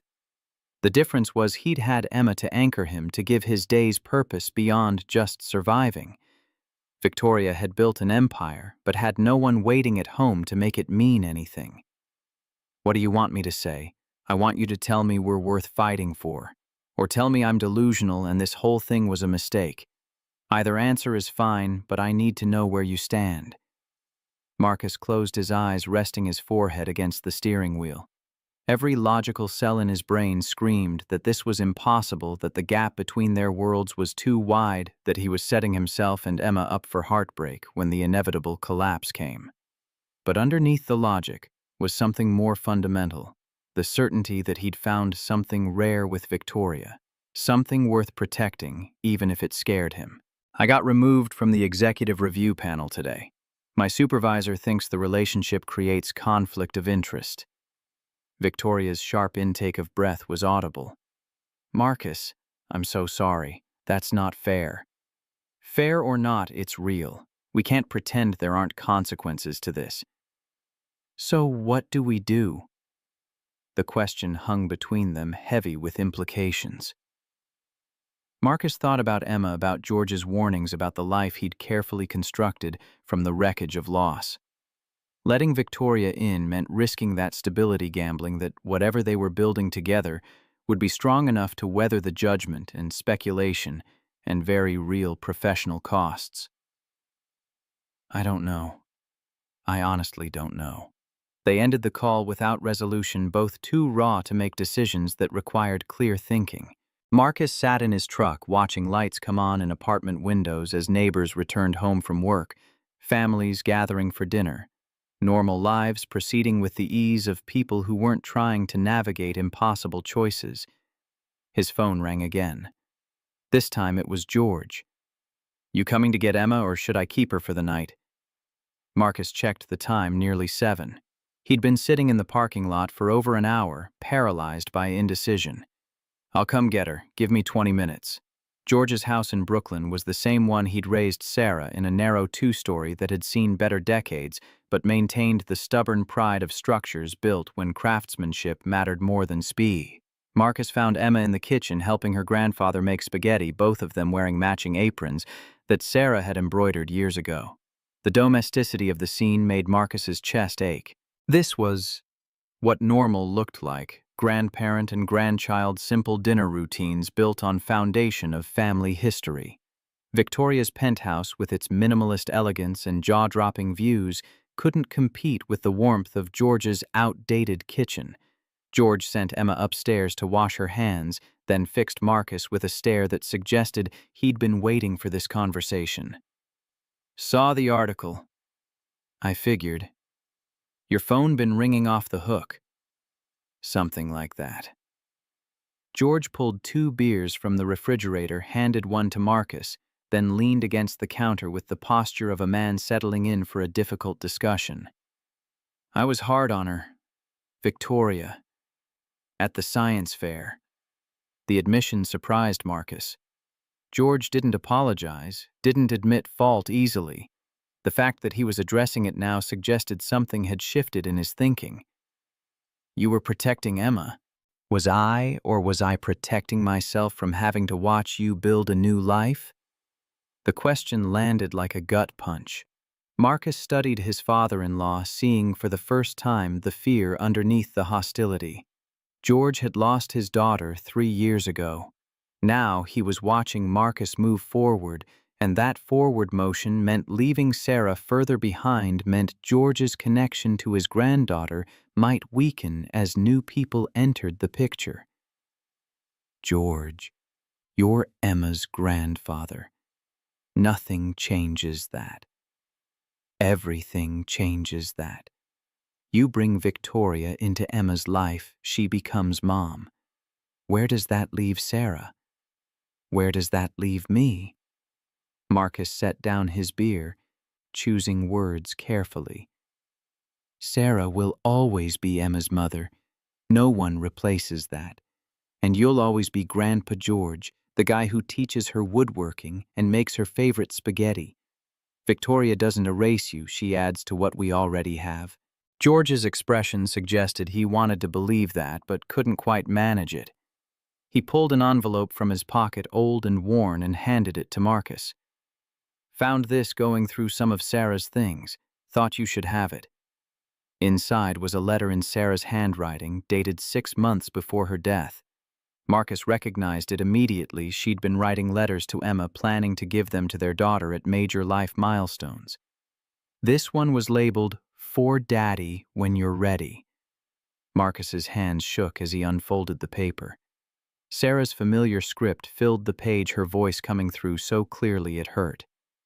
Marcus, if you're reading this, I'm gone and you're trying to figure out how to move forward. I know you.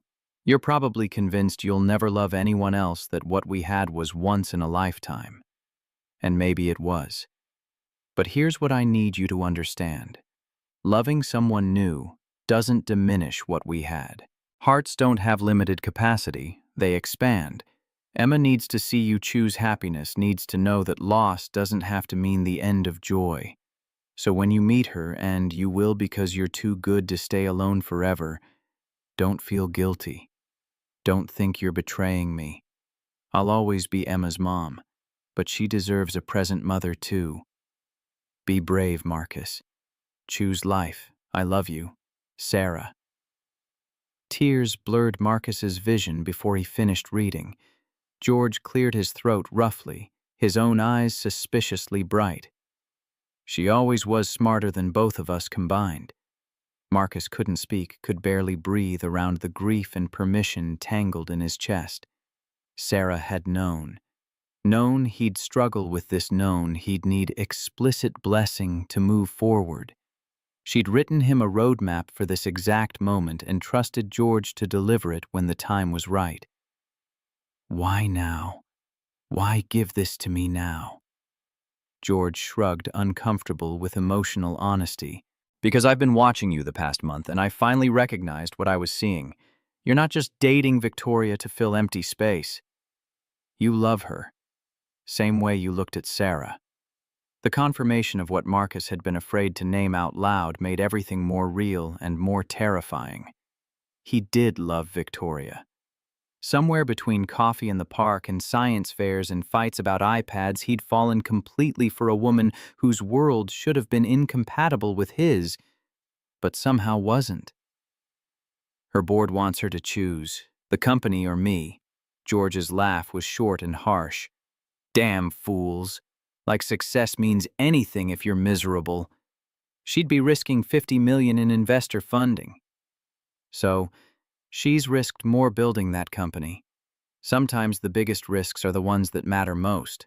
Emma thundered down the stairs before Marcus could respond, launching herself at him with the unself-conscious affection of someone who didn't know their father's world was imploding. Marcus caught her, buried his face in her hair, and felt the weight of every decision pressing down on his shoulders. They drove home in comfortable silence, Emma dozing in the back seat. Marcus replaying Sarah's letter in his mind. The words felt like absolution and assignment in equal measure, permission to move forward, combined with obligation to be brave for Emma's sake. His phone buzzed with a text from Victoria. "Can we talk tomorrow? I need to see you." Marcus responded immediately. "Lunch. There's a diner near my site. Joe's on Atlantic. I'll be there. Noon." Sleep was elusive that night. Marcus lay in bed staring at shadows on the ceiling, mind churning through scenarios and outcomes, trying to find a path forward that didn't require someone to sacrifice everything. But every calculation led to the same conclusion: somebody would have to choose, and that choice would have consequences neither of them could fully control. Joe's Diner was exactly the kind of place Victoria had probably never set foot in before meeting Marcus Formica. Counters, vinyl booths, coffee that came in white ceramic mugs instead of paper cups. She arrived exactly at noon, wearing clothes that split the difference between corporate and casual, drawing immediate attention from the lunch crowd of construction workers and neighborhood regulars. Marcus waved her over to a corner booth, watching her navigate the space with the same careful attention she probably brought to investor meetings. She slid across from him, and something in her expression suggested she'd slept as poorly as he had. "I made a decision." Marcus's stomach dropped. This was it. The moment she chose the rational path, protected what she'd built, proved his worst fears correct. "I told my board to find new investors. Dawson Capital can take their $50 million and their demands somewhere else." The declaration took several seconds to process. Marcus stared at her, certain he'd misheard.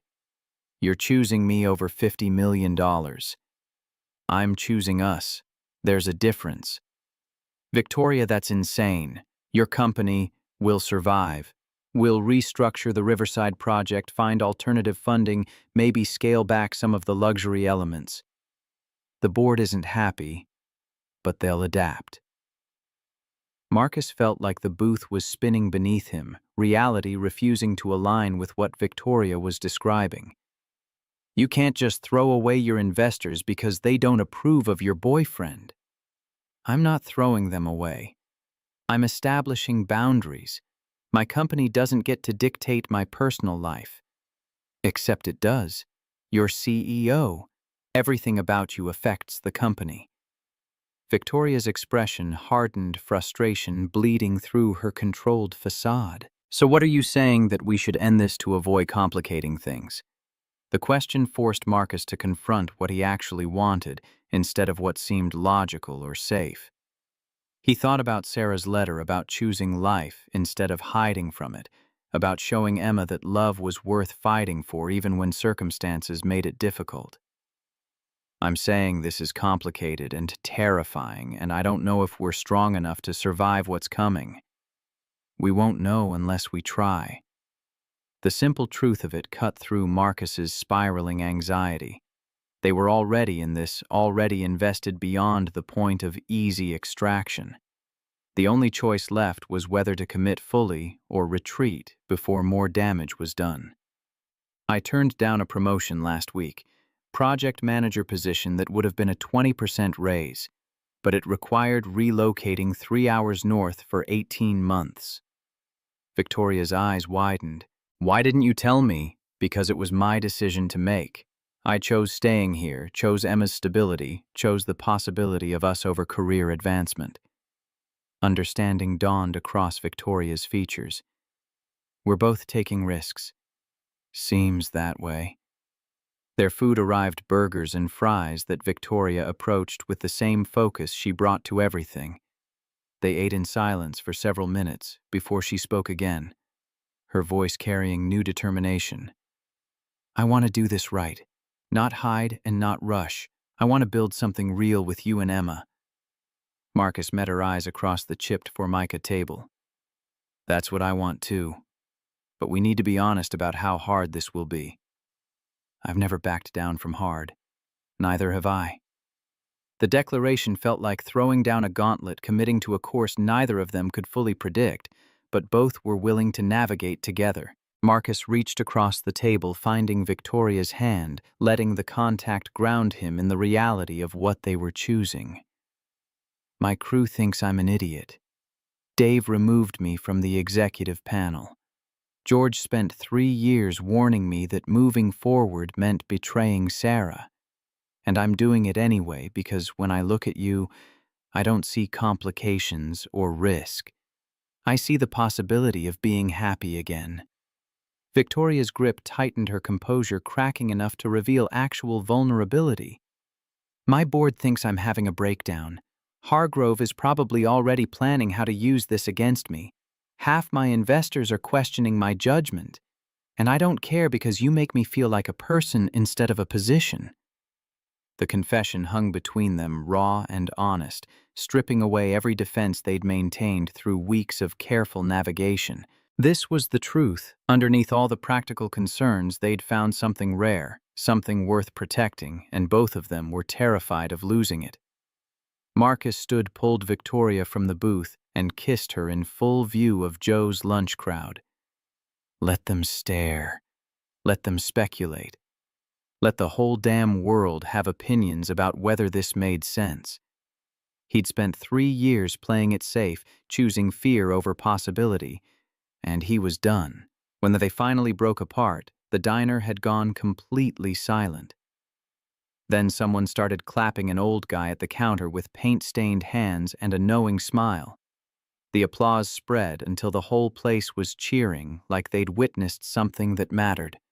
Victoria laughed against Marcus's shoulder, the sound bright with relief and joy and the particular freedom that came from deciding to stop caring what anyone else thought. They left Joe's diner with plans to have dinner that night, all three of them, and actually talk about what came next instead of just reacting to crisis after crisis. Marcus returned to the construction site feeling lighter than he had in weeks, purpose replacing the grinding uncertainty that had characterized the past month. The afternoon passed quickly, work flowing with the ease that came when his head was clear and his hands were busy. At 4:30, Dave appeared at Marcus's shoulder with an expression suggesting news he didn't particularly want to deliver. LangCorp just sent over updated project specifications for Riverside. They've restructured the financing, brought in new investors. Work continues on schedule. Marcus absorbed the information, recognizing Victoria's hand in the rapid reorganization.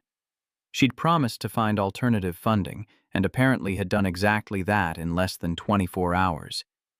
The efficiency was impressive and slightly terrifying. That's good news. Dave's expression suggested he wasn't convinced. Also means Victoria Lang followed through on choosing you over the board's demands. That takes serious balls. Or serious stupidity. Maybe both. Either way, people are noticing. Word's getting around that she walked away from $50 million rather than end things with you. The weight of that settled on Marcus's shoulders like physical pressure. Victoria had bet her professional credibility on their relationship, made a public statement through her actions that carried consequences beyond what either of them had anticipated. He needed to be worthy of that faith, needed to prove this was more than just infatuation or rebellion against her board's control. His phone buzzed with a text from Victoria. Dinner at my place. 6:30. I'll cook something Emma actually eats. Marcus smiled, despite the anxiety churning in his gut. We'll be there. Should I bring anything, just yourselves? And maybe wine. I have a feeling we'll need it. Emma was predictably excited about dinner when Marcus picked her up from after-school program, chattering about a project she wanted to show Victoria, and could they please stay late because there was a movie she wanted to watch. Marcus agreed to all of it, watching his daughter's enthusiasm and wondering if he was making the right choice or the most selfish one of his life. George's warning echoed in his mind. What happens when this falls apart and Emma gets hurt? But Sarah's letter provided counterweight. Choose life. Choose happiness. Show Emma that love was worth the risk. Victoria's penthouse had been transformed since their last visit. The guest bedroom that Emma had claimed now held actual furniture instead of designer emptiness, a bed with a purple comforter, a desk for homework bookshelves waiting to be filled. Victoria had created space for Emma without asking permission or making it a grand gesture, just quietly making room for the possibility of them becoming more permanent fixtures. Emma squealed when she saw the room, immediately claiming ownership and planning where her stuffed animals would live. Marcus stood in the doorway watching Victoria watch Emma, seeing something in her expression that looked like hope and fear combined. You didn't have to do this. Victoria turned to face him, her voice steady. Yes, I did. If we're doing this, really doing it, then Emma needs to feel like she belongs here, not like she's visiting someone else's space. The commitment in that statement made Marcus's throat tight. Victoria wasn't hedging or keeping escape routes open. She was building something permanent, investing in a future that depended on all three of them choosing each other every day. Dinner was surprisingly normal pasta that Emma approved of, conversation about school and work and the mundane details that filled actual lives. They settled into Victoria's massive couch afterward to watch the movie Emma had requested, and somewhere during the second act his daughter fell asleep between them. Head on Victoria's shoulder, and feet in Marcus's lap. Marcus met Victoria's eyes over Emma's sleeping form and saw his own wonder reflected back. This was what they were building, not grand gestures or dramatic declarations, but the quiet intimacy of weeknight dinners and kids falling asleep during movies, and the particular peace that came from being exactly where you were supposed to be. "I love you." The words escaped before Marcus could stop them, raw and unplanned and absolutely true. Victoria's eyes widened, then filled with tears. She blinked away before they could fall. "I love you too. Both of you."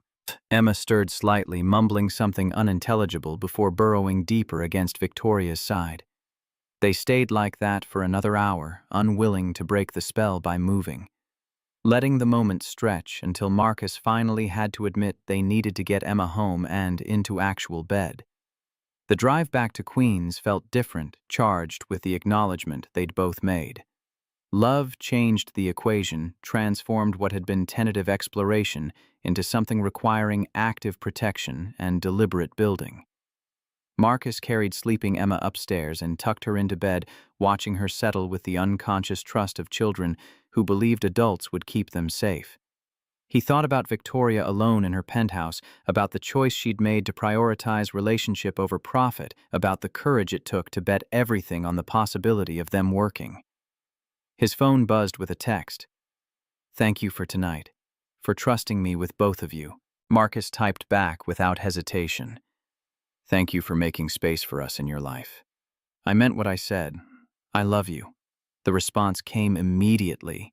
"I know, and I'll spend every day proving I'm worthy of that." Marcus fell asleep that night with Sarah's letter on his nightstand and Victoria's text glowing on his phone screen, feeling like maybe, just maybe, he was allowed to have this. Allowed to build something new without betraying what came before. Allowed to choose happiness without drowning in guilt. Allowed to show his daughter that love could survive loss and flourish in unexpected soil. The next morning brought news that Hargrove had resigned from LangCorp's board, unable to accept Victoria's decision to prioritize personal life over investor demands. 3 other board members followed him, creating exactly the kind of executive chaos that business analysts loved to dissect and speculate about. Victoria's stock took a temporary hit before stabilizing as new investors emerged, attracted by a CEO who demonstrated actual principles instead of just performing them. Marcus watched the financial news coverage during lunch break, anxiety warring with pride. Victoria was taking real damage for their relationship, suffering professional consequences that would have broken lesser people. But she'd known the cost and paid it anyway, choosing them over everything she'd spent 7 years building.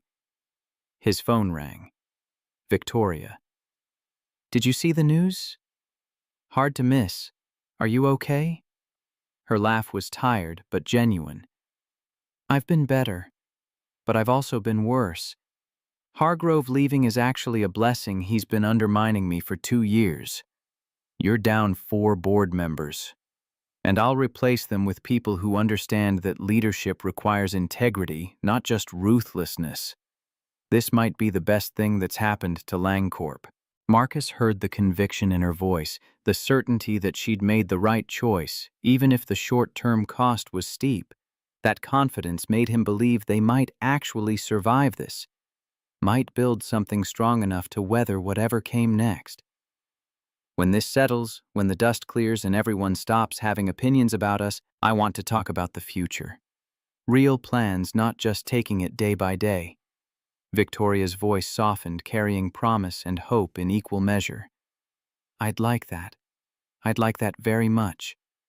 They said goodbye with the ease of people who knew they'd talk again soon, who'd woven themselves into each other's daily routines in ways that felt natural instead of forced. Marcus returned to work feeling grounded, purposeful, ready to face whatever judgment or speculation his crew wanted to throw at him, because at the end of the day, they'd chosen each other. Consciously, deliberately, with full knowledge of the costs and complications, and that choice, terrifying as it was, felt like the bravest thing Marcus had done since burying his wife. and deciding to keep living for his daughter's sake. The rest would figure itself out, or it wouldn't. But either way, they'd face it together.